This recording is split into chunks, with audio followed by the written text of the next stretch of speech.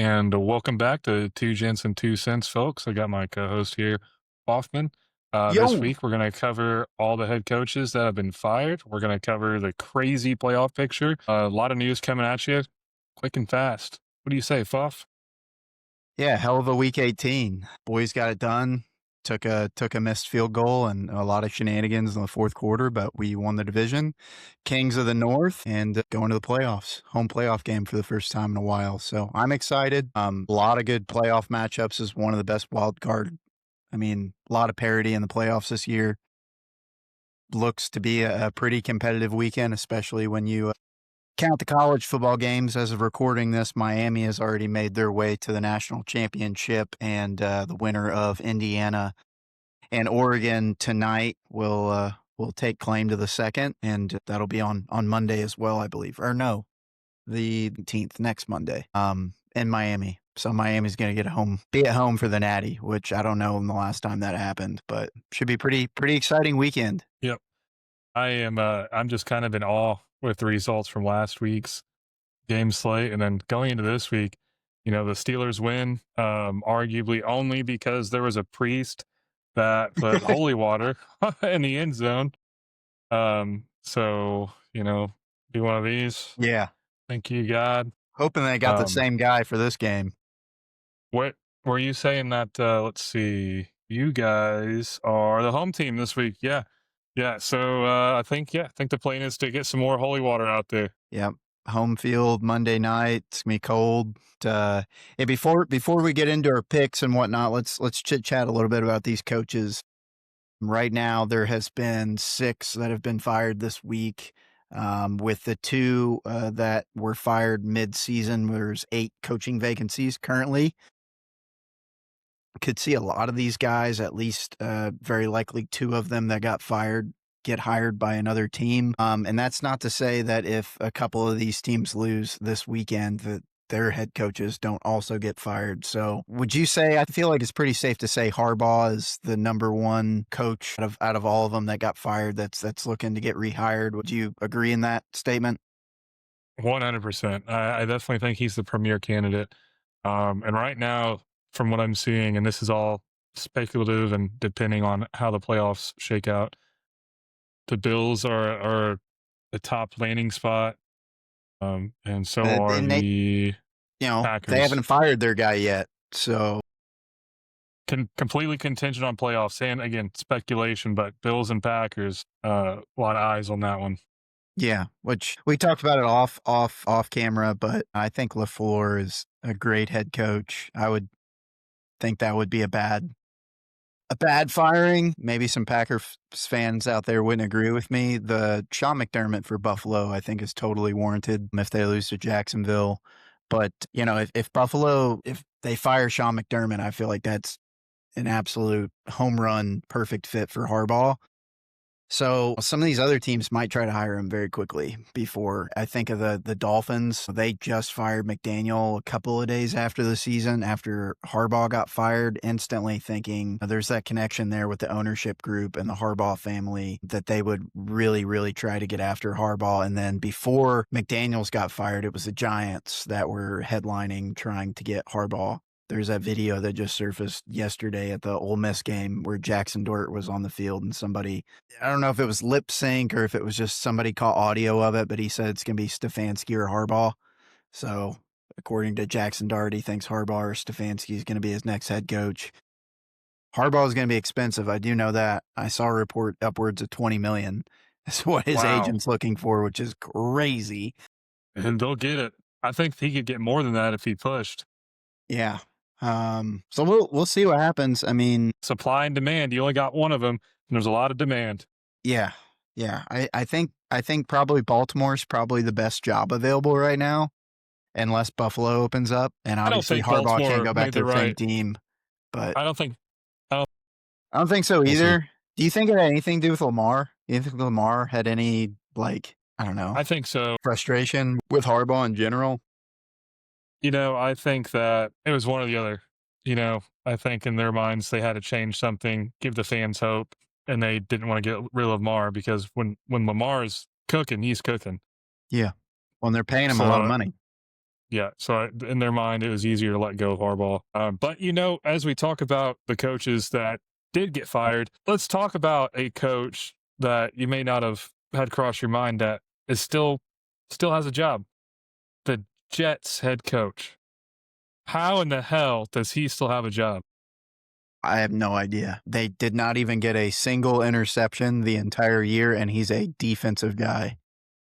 So Yeah, I have no words. I thought for sure that he was, on the chopping block. The only thing that, in my mind, saving grace is he's only been there 1 year. But like, the Jets will turn on you in 1 year. Like to me, that they've done that many a time. Salah, I think, got what, 2.5. yeah, that sounds about right. But Three, 2.5, 3. Glenn to me has been the worst one. I don't know. He's a defensive guy, and their defense blew. I know they got rid of all their, they got rid of Sauce and they got rid of Quinnen Williams. They definitely tried to tank. So maybe that's part of it. Maybe the owner's like, I wanted you guys to lose. I don't know, to get a better Yeah, pick. you So got they do have several a first-round million draft picks. They have a Yeah, they million do. picks, and I think they're going to pick second overall this year. So they'll get the first or second quarterback off the board, assuming Vegas takes a quarterback. But Heisman Doza. yeah, Mendoza or Dante, the two guys that are playing tonight are scheduled to go off 1 and 2, both quarterbacks. So we'll see. I think the Jets will pick up the Colts discard QB Anthony Richardson. Yeah, they already tried that with Justin Fields. They benched him after they paid him $40 million. That's crazy. I bet he's happy about it. Hey, look, I'll sit on the bench. Yeah, do nothing for $20 million a year. You think his career's over? As a starter, I don't know that anybody's going to give him a shot. I mean, he would have to be a backup somewhere, and then somebody gets hurt, and then that would kind of be, in my mind, his only way. Now, I don't think anybody's going to give him a nod and go. Yeah, he's probably going to be looking at something similar to the Daniel Jones contract coming into Indy last year. Yeah, $10 million a year or something like that to be a backup. Yeah. But yeah, no, I can't believe he didn't get fired. I can't believe Ballard, the GM with the Colts, didn't get fired. Yeah, the Colts, Absolutely I thought were going to make shook. some major moves. They didn't. I think the only reason Steichen and Ballard are safe is because it's the first year the Ursay girls are at the helm, and to their defense, I'm sure they're still kind of learning the ropes. They did, Steichen and Ballard did have an impressive start, but again, to end the season with that many losses, when you're what, number 2 in power rankings at one point, it's just embarrassing. Yeah. So, yeah. Daniel Jones got hurt, and it was just like the rest of the team quit. Well, I hope they're ready because win. if they're banking on Jones to come do what he did next year and save their careers, better have a backup plan, because even if Jones does come back, I got faith in him. He still has a broken leg and a torn Achilles. Yeah. Both of which are hard to bounce back. Ever again. Yeah. Exactly. 100% right. Yeah. Anyway, who else got almost fired? feels like a family thing where they feel like they can't just get rid of him just because he got hurt. But at the same time, I feel like Riley showed you enough in that Houston game to just test the waters and try to. He was cooking, and we talk about Houston as being one of the best defenses in the league. Even before they pulled their starters, he had 2 touchdown drives in the first half. So darts, bombs, darts. He just cooked him. And, as a Colts fan, I would be totally happy if you told me, all right, next year, here's what's going to happen. The Colts are going to go 500 again, but they're going to start Riley Leonard the whole year. I'd say, fine. I'm happy with that. You know what? Making the new franchise QB, let's go. And let's actually work towards something and quit trying to throw Band-Aids on this operations. Truly, I'd be happy getting Riley Leonard, even if it meant not making the playoffs next year. As long as it meant getting a franchise quarterback and some stability to the franchise, I'd be good. I'd be good with that. But, yeah, like we talked about before, it won't happen. But to me, you guys pride yourself. They kind of doomed you guys in the end of the year, but your defense is always you pay your D tackles, you pay your safeties, you pay your corners. It's not like Pittsburgh, but to a degree. You guys normally have a defense that's average or just at above average, to where you don't need this crazy offense. Not to mention you run the ball more than anything. That kind of suits Riley's mobility, just like it did Daniel Jones. So, I mean, I don't think it would be the worst thing in the world. And I don't know if, I mean, Steichen drafted him, and it's not like he drafted Daniel Jones. I don't know if it's an owner thing. Somebody, whoever's making that decision, I wouldn't be surprised if they came out in training camp and was like, it's a competition again. I mean, I don't know what you do because you got to pay Daniel Jones, don't you? Like he's free agent now, or like he's going to Yeah. be. Yeah. You hit 1 year. But then, I mean, that gets interesting too. You can't really turn it into a competition. If you do, it won't be much of a competition because, again, he's got to heal from his Achilles. Yeah, That puts him at like beginning of preseason. yeah. It's a weird, sticky situation not to have all your cards until the very end. Always how we roll, baby. Yeah, I guess How we it would roll. kind of depend on if the other teams are wanting to bring in offers. I don't know, but it's a weird one. I mean, who knows what the division's going to look like next year? But yeah, you got to roll the dice. You don't have any picks. It's not getting any. It's not getting any easier. I can tell you that. Pat McAfee actually said a really interesting statistic that you probably saw because you watched them too. But the Jaguars have won 3 AFC championships with 3 different division titles. I'm sorry. Yeah, they've won the AFC South 3 times with 3 different coaches. Yeah. Yeah. And we've won it 0 times with whatever. Doesn't matter. Yeah.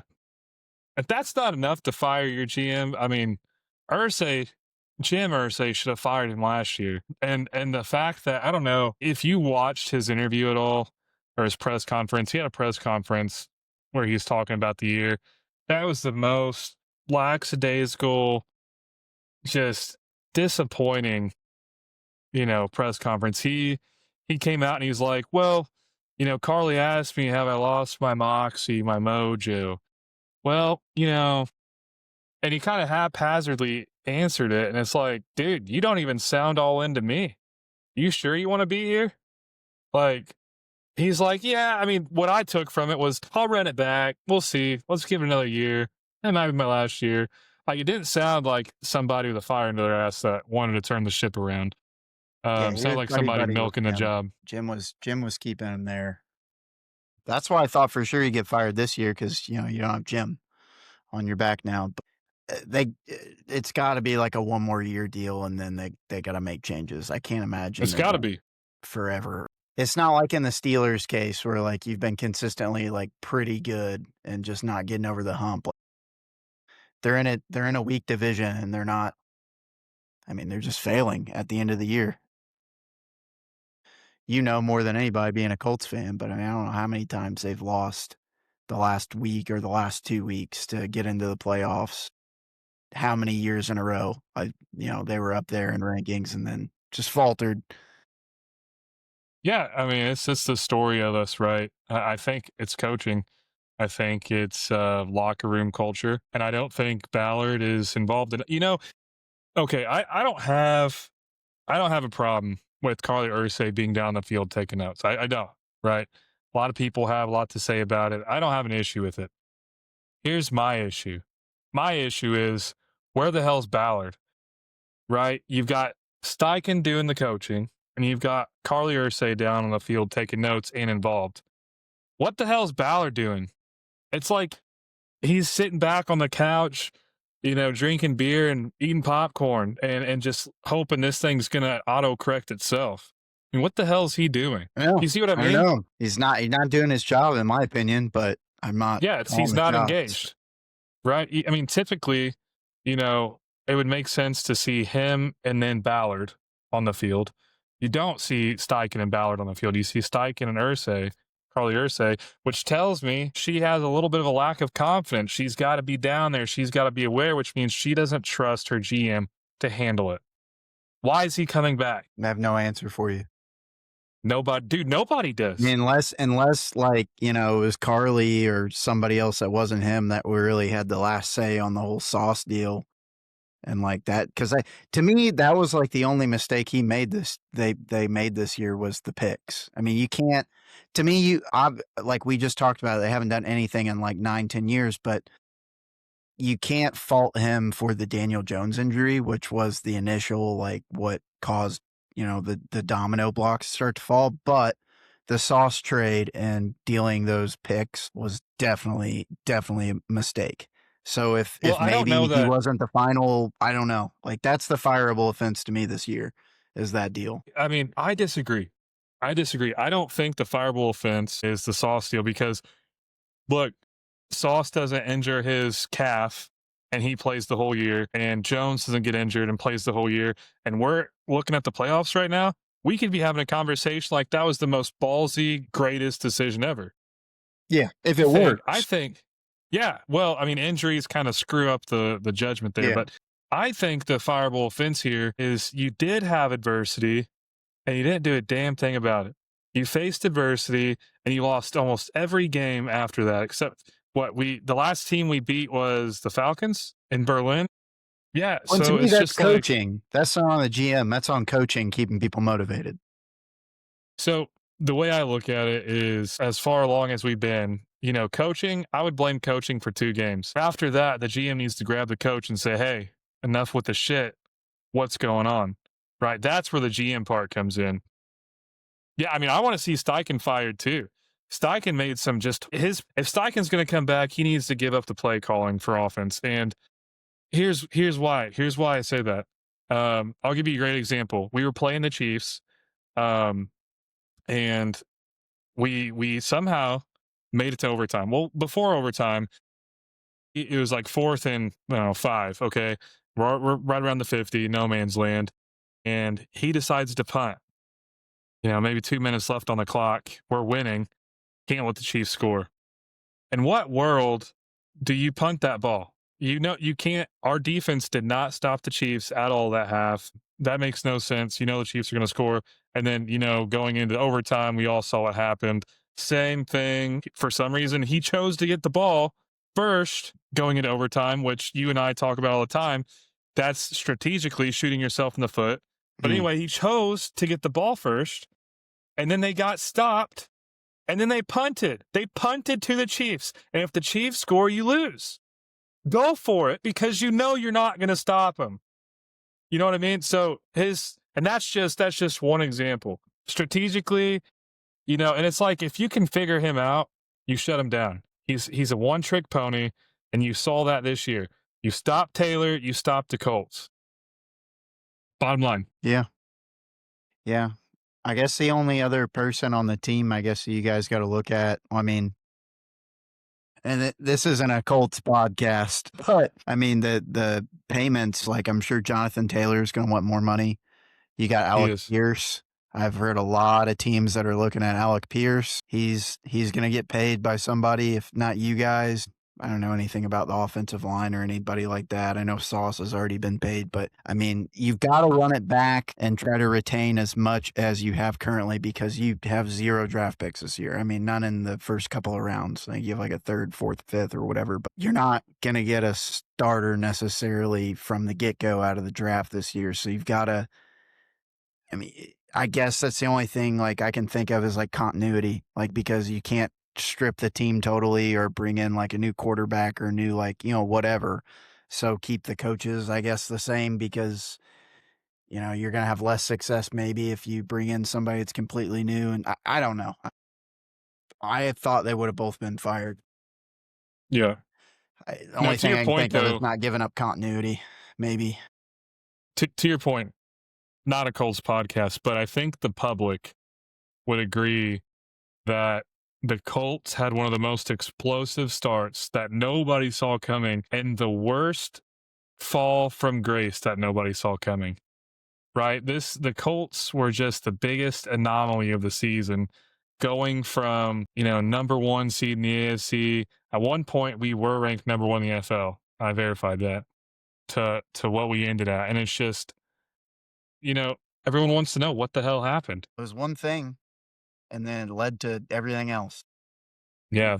Buckner getting hurt on the bye week or whatever with the fibula before Daniel he Jones. got hurt. I mean, and then once Forrest he got Buckner. hurt, yeah, it was the whole defense. Yeah. Sauce. Which my opinion on that trade, the reason why I think it's fireable is because I thought they gave away too much. We talked about it on our podcast. And I might be just a hater, but I only thought Sauce has had one good year. and he's been almost like Trayvon Diggs, but like to a way higher extent, obviously, because Cowboys just got rid of him for nothing and gave him to the Packers. But like he's That's played right. that one really, really good rookie year, and the rest, I just feel like he's a holding merchant. Like I don't know, I've never been that like super duper high. Like he's a good player, but like 2 first round picks, like no way. Well, and That was my for all opinion, of right? If it worked, it worked, and everybody would have been. But like, and I just never not like he's not that guy. He's not Darrell Rivas or Derek Stingley or Pat Surtain or I mean, he's probably like in the top 20 maybe, but he's to me, he's not like a top 5 corner. Like he's getting paid. And you had are the Jets paying any of his money or did you guys assume his no, entire contract? we assumed it. Yeah, I Yeah, mean they paid what he played, and then we assumed the rest of it. But I just I see what you're saying, and I think there's some film that looks bad. But as far as playing with the Colts, I don't think we have enough data to really make an educated decision on if it was a bad trade. I mean, he couldn't play for fair. 90% of the games he was back, you know? It's fair. So, Well, do you have anything else on the coaches or we want to get into these picks? I don't think we talked about all of them. I'll just rattle them off real Okay, quick. yeah. We talked Stefanski, I think. Pete Carroll, that one's kind of crazy. You bring the guy on for a year, you fire him. Jonathan Gannon with And the they're gonna draft a Cardinals. quarterback probably and get rid of the quarterback that he brought in to make them pay, so that was, Yeah, I don't know. tough move. Raheem Morris, you know, you've been pretty hard on him all season. So I'm not surprised he's gone. Terrible play calling.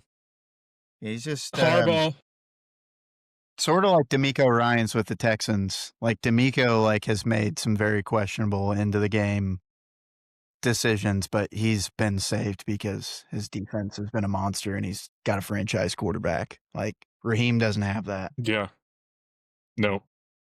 Too many times they shoot themselves in the foot. I think the one I was most surprised about is probably Jonathan Gannon with Arizona Cardinals. Now they're not Really? getting the first pick. They probably at the end of the year were the worst team in the league. But like, dude, I think if you looked at their injury report, I think there was at one point in the season they had 40 people on their injury report. I mean, they were literally missing like they had like their 4th or 5th string running back out there, like for multiple weeks at a time. They were dealing with obviously Kyler Murray didn't work out and they're working with Brissett the whole year for the most part, but What's going to happen with Kyler Murray? Does anybody even know? I don't know. Somebody that they might have to run it back with him. I mean, they're still paying him. They haven't looked. No way. I think if he's on the team, Brissett's the starting quarterback next year. I guess it'll have to be up to the new head coach. That'll probably be part of the discussions, but I don't know who's going to pick up that contract if they don't pay him. That's like Russell Wilson 2.0. You have some guy on your I team think making $100 million. That's just crazy. I think Harbaugh is the most surprising to me. Um, he's a good coach, man, and I don't agree with it. I Super don't Bowl agree with it. I winning. think you can't blame him for Lamar's tendencies, but much respect to Harbaugh. Good luck wherever he goes. Yeah. Hopefully, he ends up being the DC or OC with the Colts. It's kind of like the same thing we talked about with the Steelers. If the Steelers would have lost that game, everybody would have called for Mike Tomlin. And I've been saying I don't think he deserves to be fired for anything. Hey, Please do not fire him. he may Please. still be on the chopping block. If you guys, and I don't want this because I don't like the Texans. I'm rooting for the Steelers, just on the record. If you guys get your ass kicked on Monday, Tomlin's gone. I mean, if it's a close game and you lose, okay. But if you guys get shut out by the Texans, I bet he's gone. Yeah. If we get shut out, maybe. I don't see that happening. We'll I get don't know. into The it when we Texans get to the defense picks, is but Texans defense is just scary. They are. But you know what we've got? We've got a GOAT. We've got a guy that's seen it all. There ain't nothing Yep. that they can throw at him that he hasn't seen before. You know what? Also, he's transported to the spirit realm with the ayahuasca. Yeah. So he's seen more than all of it, right?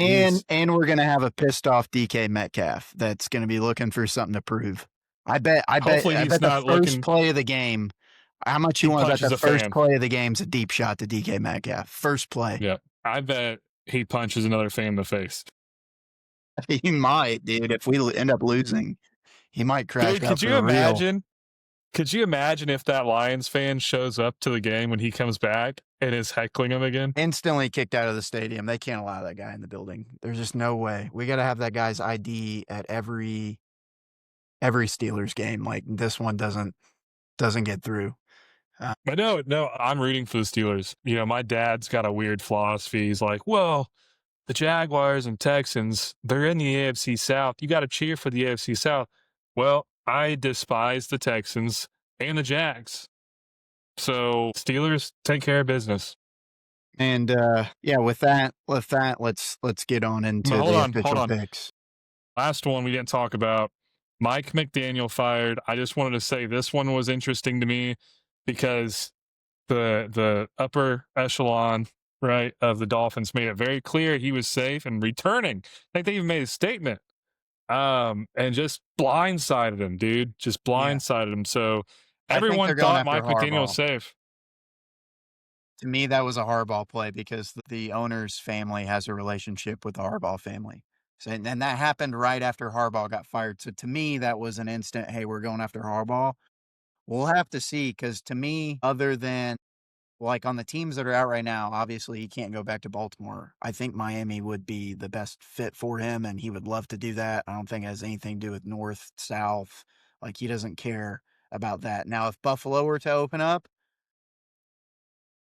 I feel like he would really like Buffalo because he's got a Josh Allen. That solves a lot of Yeah. freaking problems. Shoot. Yeah. So if Miami's going after him, I would like to think that they're going to try to hire him this weekend before they can even give that a possibility. We'll see.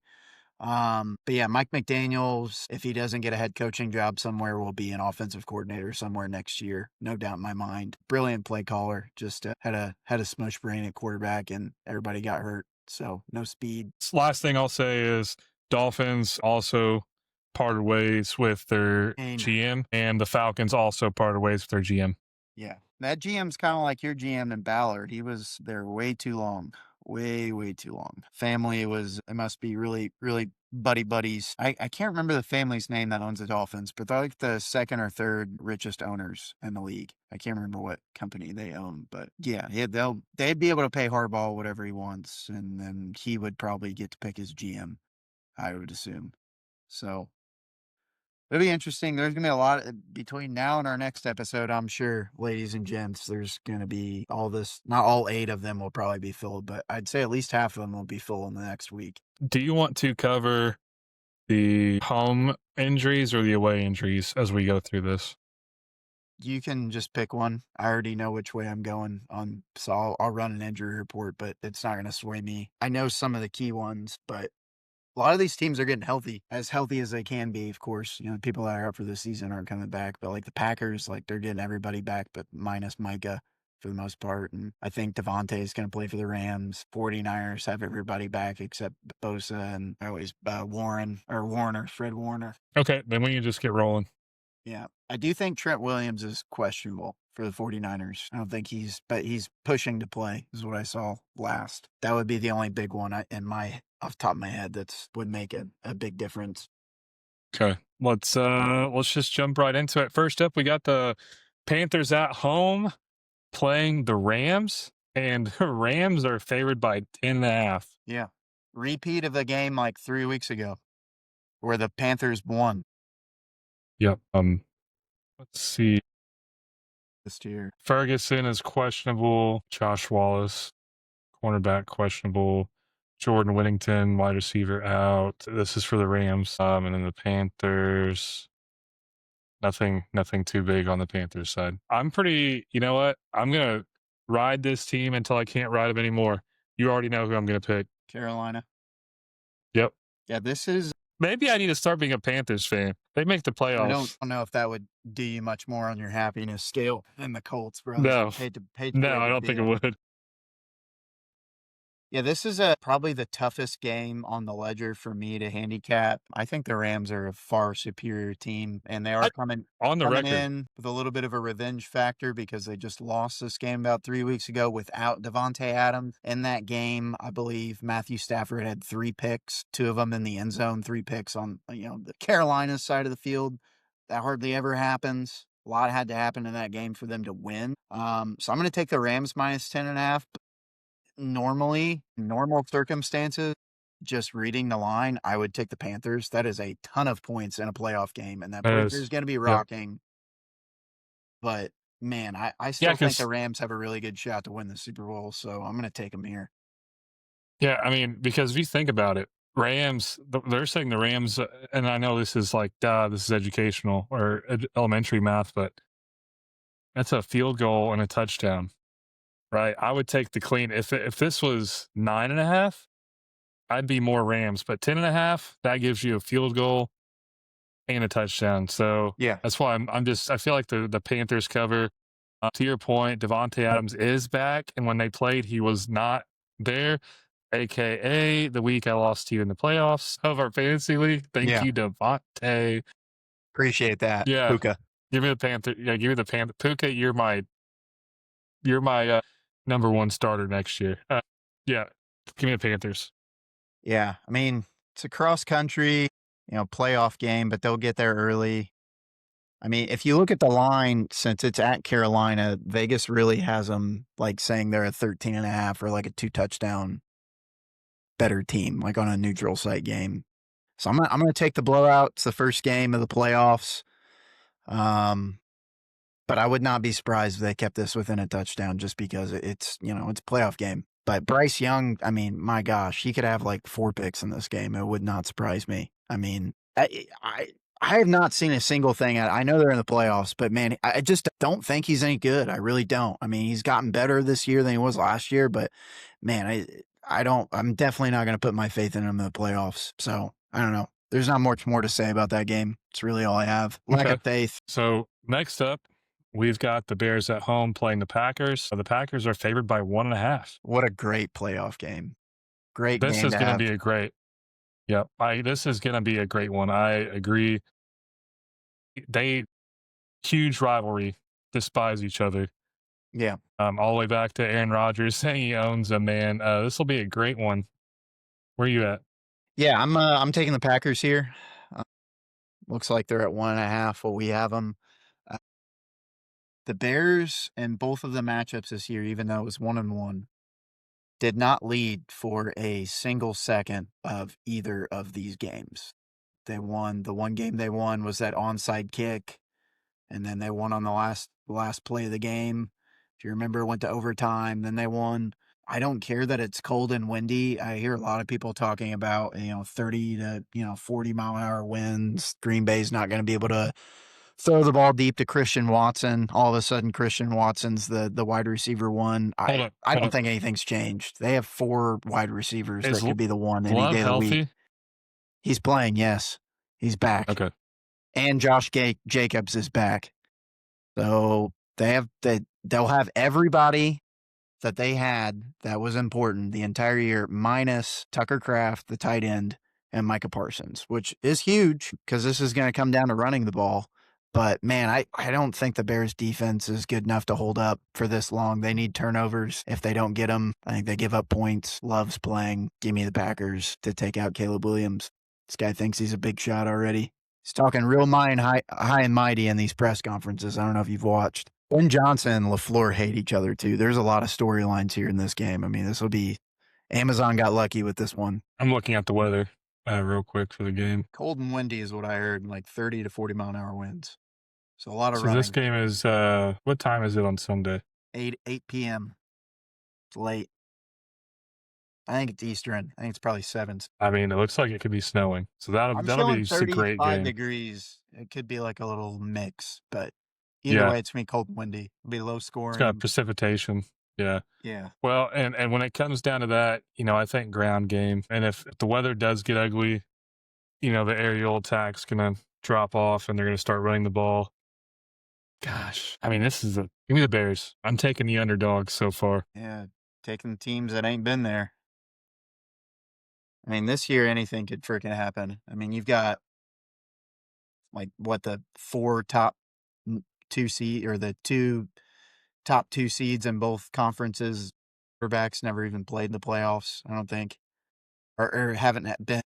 No, Bo Nix, I guess, played last year. I don't know what stat I was Well, looking at. let's jump into this next game because I can't wait to talk about it. Oh, We got Jacksonville at home playing the Bills. The Bills are favored by 1.5. you want me to go first? Yeah, I'm on Jacksonville. I think this is probably the best game. I mean, there's a lot of good games this weekend, but this is You're the taking one. Jacksonville? They're getting a point and a half at home.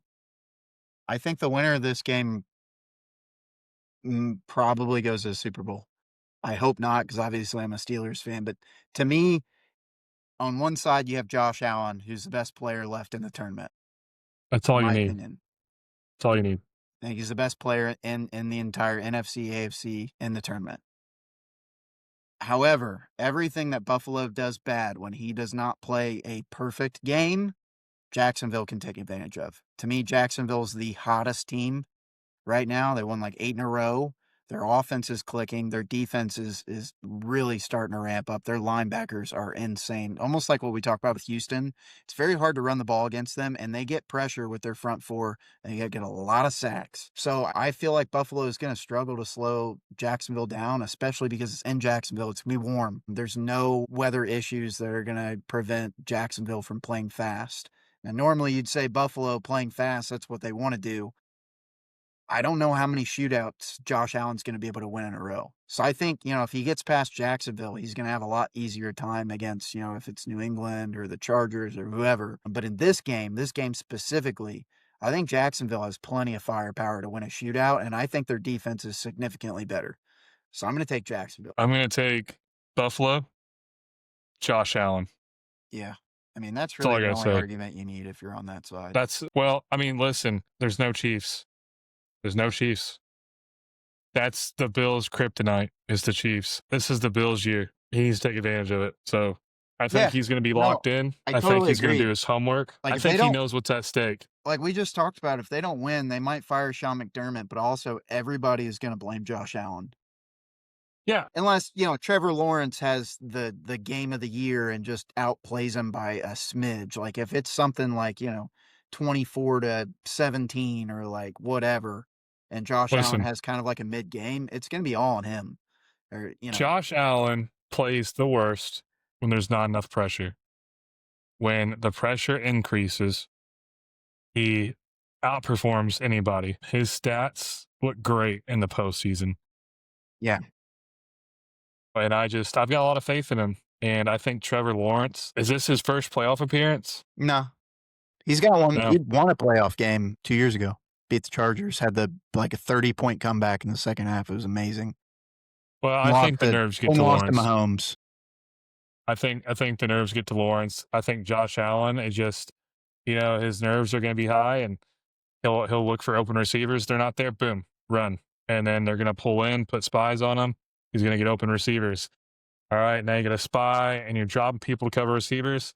Great, you just let James Cook break for a 80-yard touchdown. Yeah, they need James Cook to have a good game, and to me, I don't think Jacksonville's going to let him do that. I think they're going to force Josh Allen to try to throw from the pocket, which he's proved that, he can win that way.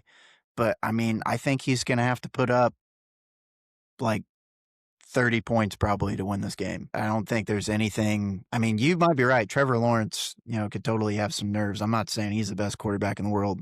But, I mean, if you look at who Josh Allen has beat in the playoffs, he's only beat one good quarterback ever.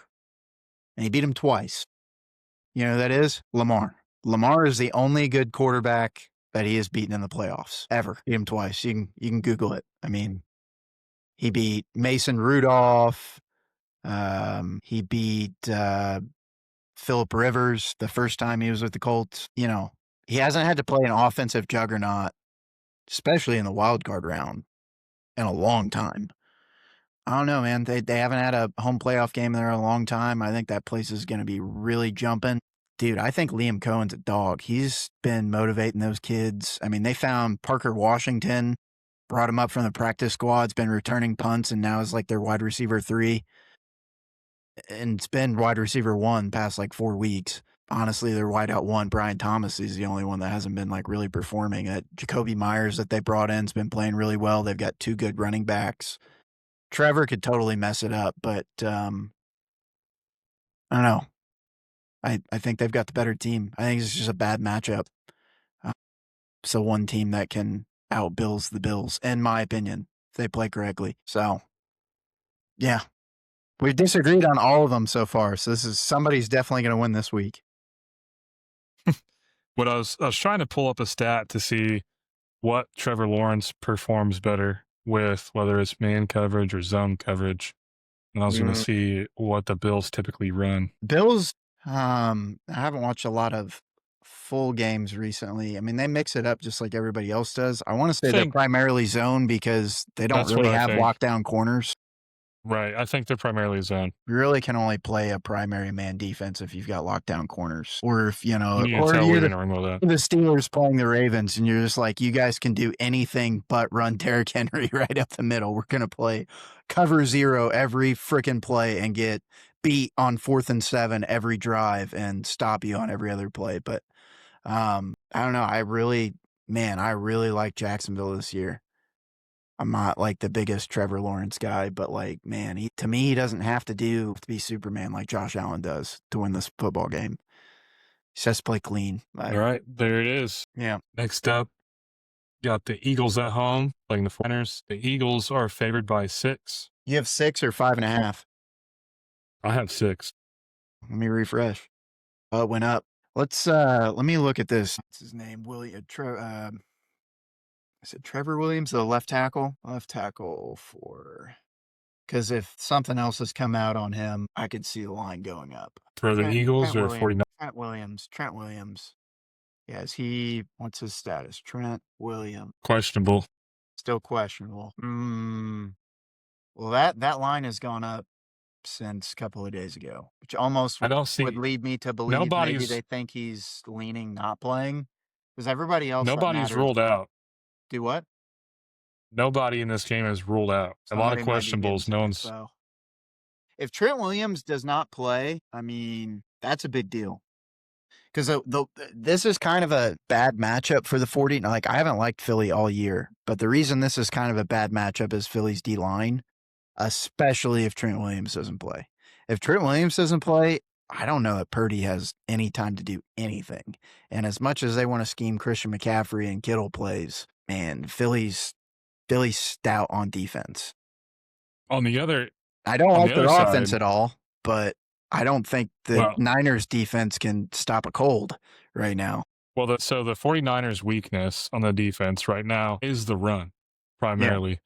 Yeah.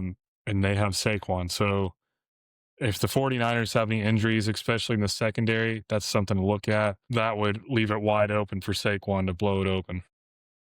Yeah, I was really on Philly here early in the week when it was at like 3 points. 6 points is like a whole different ball game. I'm gonna go with the stink and take Philly minus a 6 and just, I guess, believe that somebody knows something that's not public yet that garners that extra 3 points. If it really does end up the line like at closing time being like that, I'd almost rather take like the under, because yeah, if Trent Williams doesn't play, I feel like that's a huge deal for San Fran's offense. And to me, the only way they stay in this game is if they score consistently to keep Philly out of running formations.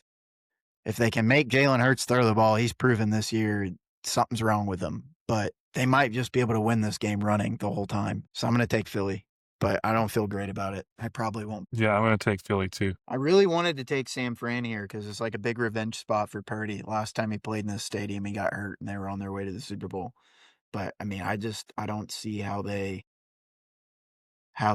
win this game without being able to score a lot of points. And I don't know, it's going to be cold, but I don't see any like crazy weather. It's just cold. Yeah. Moving along, we've got the Sunday night football game. Chargers at New England. What you got? So New England's favored by 3.5. And that's a tough one because I still don't think the Patriots have played anybody good all year. No, they did. They didn't do well. Probably my second most confident play of the week. Look at injury report here. Well, while you're looking on that, I'll go ahead and make my play. I'm on the Chargers plus 3.5. I think they might win outright, actually. Give me the Chargers. New England's got a good squad, and I think they're here to stay, but I don't think they're battle tested enough. And Dude, give me a Harbaugh coach team in the cold weather. If they think like if you listen to Boston sports radio, everybody is like talking about how you've got a Southern California dome team coming across the country to play in the cold weather. They know who their coach is. It's Jim freaking Harbaugh. That's what he lives for. If you think that they're going to let you out physical them, that is one thing the Chargers will not let you do. They'll punch you way harder than you punch them. Now, they may not have the big play guys. They may not be able to protect Herbert. But you know what New England doesn't do well? Rush the passer.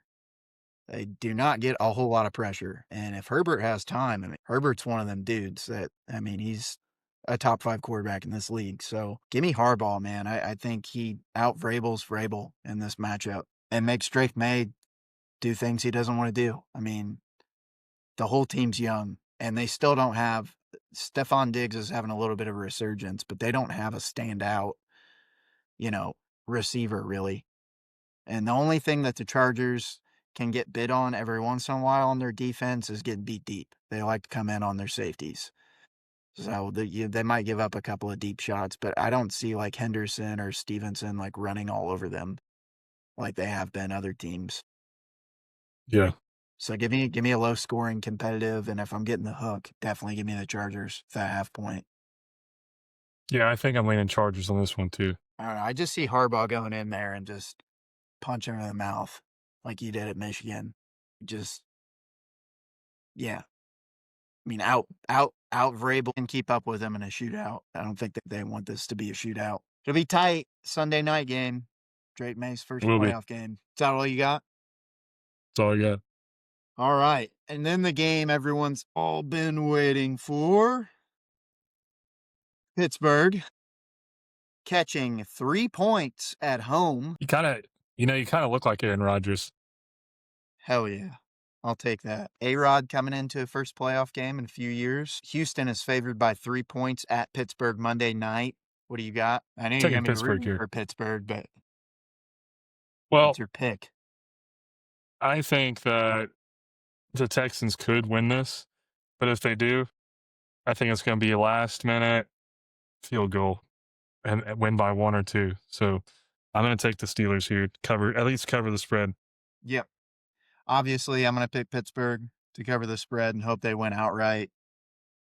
I'm going to lean on the fact that, like we talked about a few weeks ago, Pittsburgh has not lost a Monday night football game at home since 1991, meaning Mike Tomlin undefeated, Bill Cowher undefeated.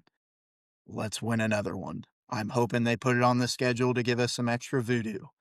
Not only that, out of all the teams that we could have played, this was the team that I would have liked to play over all the rest, just because of their offensive line struggles. I do like CJ Stroud. I think he's a franchise guy. They have Nico Collins, and I like the guy they just drafted, Jaden Higgins, at receiver, but they can't protect them right now. And where the Steelers are last few weeks, or they've brought all their strength, has been that defensive line. TJ Watt's back, Herbig's back, Cam Hayward's playing like a freaking animal.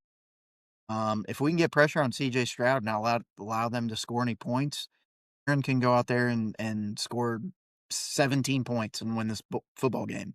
So I'm going to put my faith in Aaron to at least do that and, yeah, win this game by field goal, like 17-13, 20-17, something like that. Well, you DK back too. We'll see why don't you go bet the farm on the first play being a touchdown to Metcalf?